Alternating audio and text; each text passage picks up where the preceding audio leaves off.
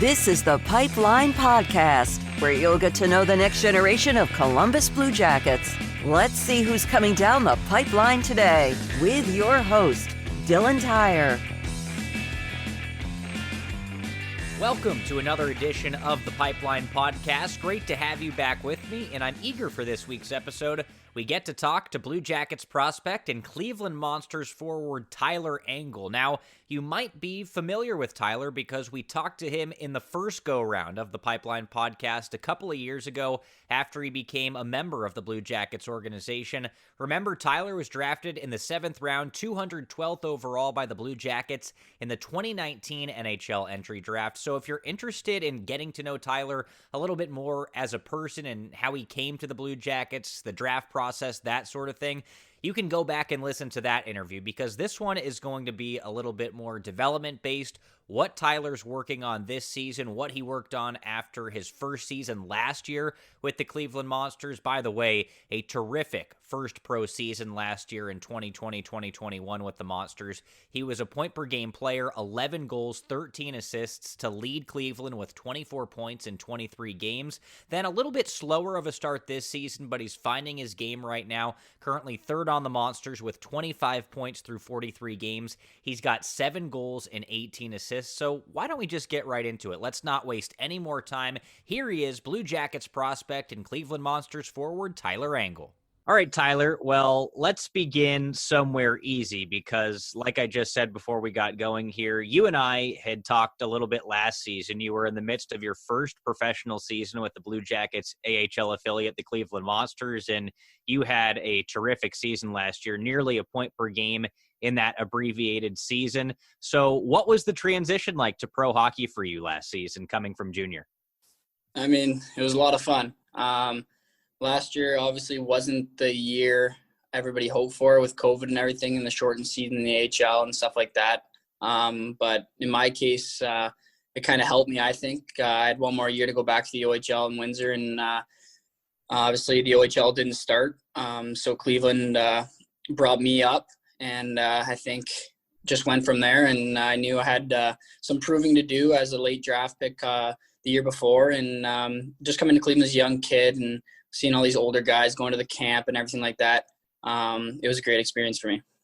Like I said, great season for you last year in your first season with the Monsters. What was your focus this offseason? What were some of the things in your game that you were looking to improve after you did have that pro experience to see, maybe some of the things that you need to get better at if you want to make it to the next level?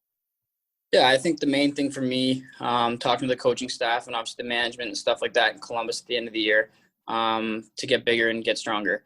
I know that's what everybody say, but for my game, the game Columbus and the game that I want to play, I need to be physical. It needs to be outworking guys, and just getting stronger will help me just get that much further. What is that game? Because, I'm familiar with you as a player, but for some of the Blue Jackets fans out there that might not know that much about you, what is that game that you envision for yourself and that the Blue Jackets as an organization envision for you going forward? I mean, I try to bring it every night. I think my role out there is obviously the guy to score the goal, the guy to make the play, but also the guy to be the first in the forward check and get those pucks and help my line mates out, kind of battling out in the corners. And I think just having that little chip on my shoulder and that edge to my game, that's the way I like to play. And what is the communication like with the Blue Jackets organization? How frequent is that, and who are you talking to? Is it mostly through Chris Clark, or are there some other guys that are helping you out with your development? Yeah, no, I mean, it's awesome. I think you don't talk too much to the guys up in Columbus while you're down here in Cleveland. You see them come to the games, and you see their reports on you as the coaching staff here in Cleveland shows you. And I think that just goes a long way for us, just kind of seeing what they see up in the stands and what they need for us to do and get better at for us to make it to the next level. But yeah, Chris Clark, obviously, he's one of the main guys that talks to us because he's the guy that's going up to Columbus all the time, kind of talking to their management and stuff like that. But I mean, Trent and Vogie here in Cleveland, he's done a great job. Obviously, he wasn't coming in to be the head coach, but I think coming in here with Coach Eves, obviously with his health condition and stuff like that, him and Testy kind of took a role that they weren't really supposed to take, and I think they've done a great job helping us young players. Yeah, how has that been? Because it's kind of an interesting coaching staff in Cleveland with two younger guys and two, I guess, newer coaches with Trent Vogelhuber, who you mentioned there, and then Mark Letestu in his first real season of coaching. He didn't even know he was going to be coaching in Cleveland going into this season. He was initially slated to be a development coach for the Blue Jackets, but now he finds himself behind the bench up there with the Monsters. So what's it been like this season with those two guys? Yeah, I mean, it helps a young player like myself a lot. Obviously, Tessie, he's played his games in the NHL. Obviously, he's seen what it's like and what it takes to kind of make to that next level. And obviously, Bogey here, he's won a Calder Cup. He's done everything he had to do in the AHL. Just have those two guys and kind of played in two different leagues, kind of look down on you and just kind of show you the ropes and show you the ways helps me a lot and goes so far as a player. How's it been in Cleveland so far this season? I know you guys have hit a little bit of a rough patch, but you've been hot as of late, scoring a couple of goals this past weekend. And, of course, you scored the Michigan goal, the lacrosse-style goal a couple of weeks ago, which went pretty viral. So all things considered, how's it been in Cleveland this year? Yeah, I mean, we've had our ups and downs, clearly. If you look at our schedule and the way we've been playing and obviously the losing streak we went on, wasn't too fun. We came together as a group in Utica last week, kind of had a chat and said, all right, it's time to get this over with. We finally did it. And I think probably was one of the best wins we had all year.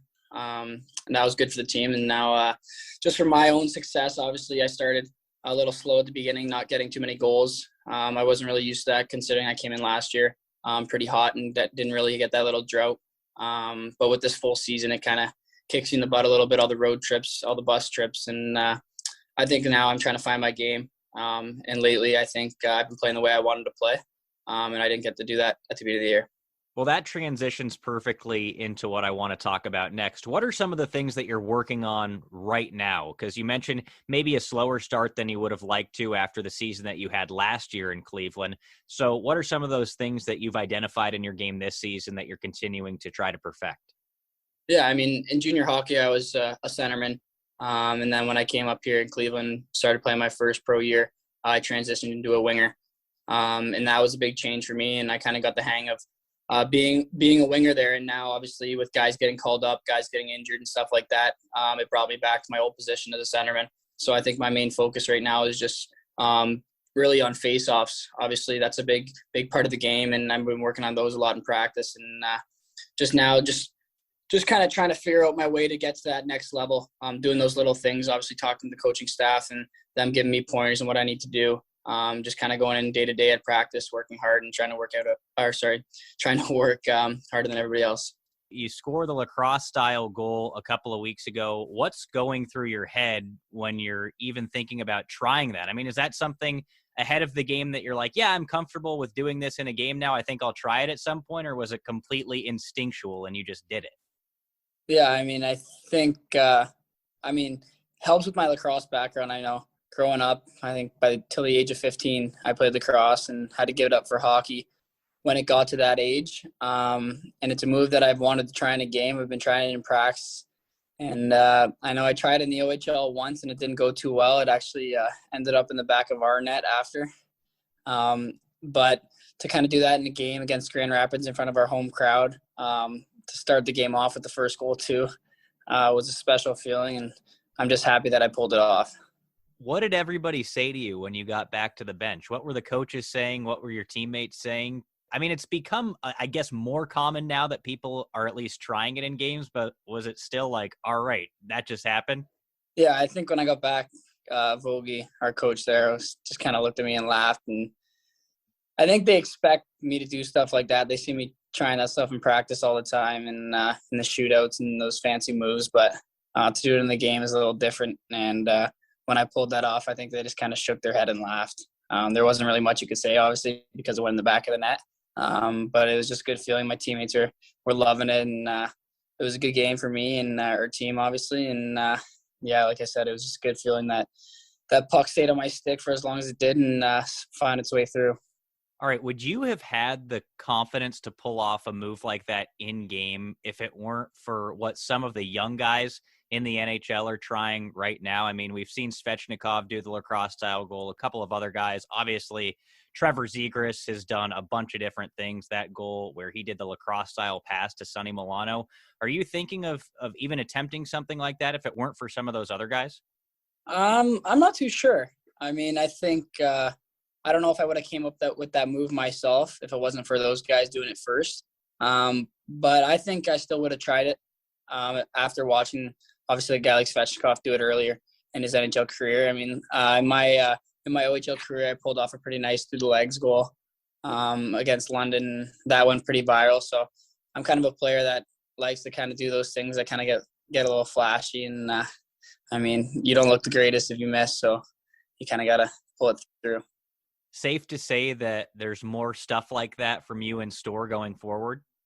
Yeah, for sure. Hopefully, I mean, there's a couple times I probably could have tried it again, but it's a move. You got to do it at the right place in the right time. And obviously, there's been a few times where it's been a 1-1 game or late in the game, you want to try it and you can't really do it because obviously if you don't get it in, you don't look very good. And there's players open around you, they can just pass the puck to. I want to go back to training camp because you had some looks with the Blue Jackets playing in some of those preseason games. How big was that for your development and just to get that kind of NHL experience, I guess, against some of the other teams that had NHL players in the lineup? How big was that for you? Yeah, I mean, that was a really big experience for me, especially playing with two big guys up there in Columbus with Bjorkstrand and Roslovic. I think just kind of talking to them before the game, during the game, after the game, I just learned so much. Helped me out a lot. I got some power play time and just kind of even playing against another team, the NHL, that fast pace, other prospects, other players that have been around the league, really brought a lot of confidence into my game. And I think that helped me down here in Cleveland.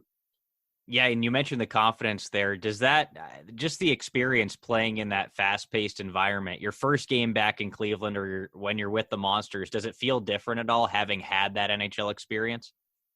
Yeah, for sure. I mean, there's obviously just as good players down here in Cleveland and the AHL, but there's also not those NHL All-Stars you see on TV or in video games and stuff like that all the time. So I think that those two games that I played up in Columbus really helped a lot, especially the game in St. Louis. Obviously, they had their full roster playing, so that was my first real touch of an NHL action kind of game. And then obviously when you get sent down after camp to Cleveland, it's the same mentality and stuff like that for us players, kind of just going to the ice, play your game, and then hopefully you get the call up.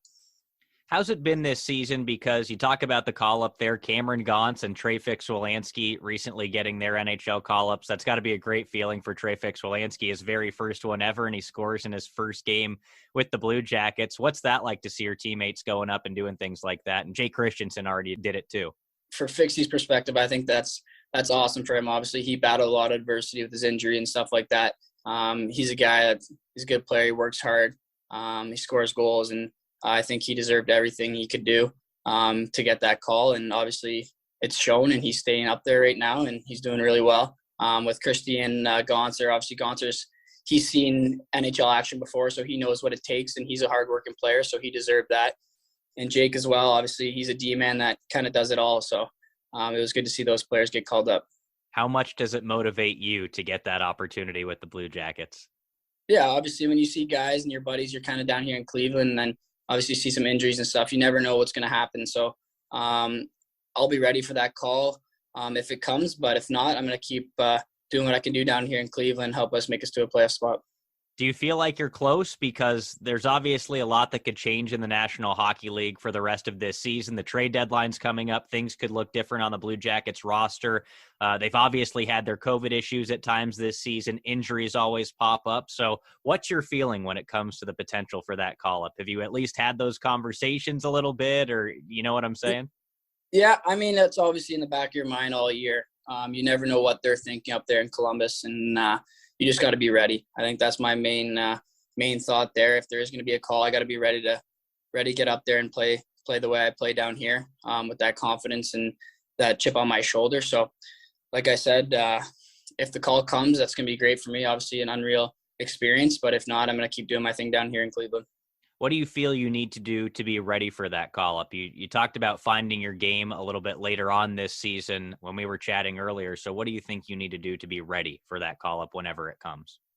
Yeah, I think it's the right things every day, kind of going into the rink for practice. Not even thinking about that call-up.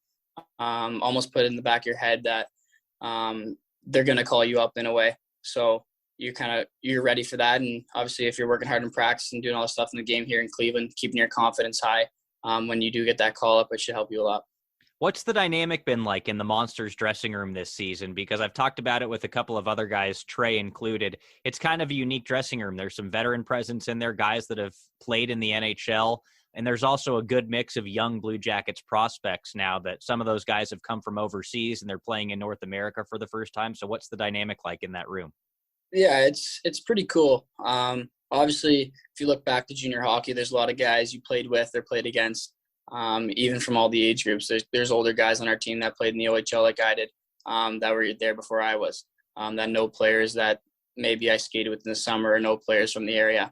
And then there's your college route guys that played against each other all the time. So it's pretty unique. Obviously, you got some guys that already have a wife, have kids. You're not really used to seeing that, but no, our room's really good. We got a close group there, and it's a lot of fun.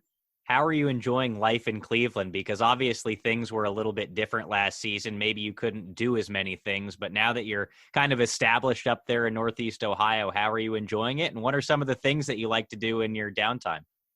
Yeah, no, it's a lot of fun. It's my first year kind of living in my own place in my apartment here. So that's a big change for me as a young kid. And we got good workers for us. Obviously with Jock Callender there, he helps us kind of get into some of the Cavs games and stuff like that. So we've been pretty fortunate enough to kind of sit pretty close to the court there and watch some NBA stars. But other than that, there's a lot of good restaurants here. Guys can go out after games, have dinner on days off. I really enjoy this place called Town Hall.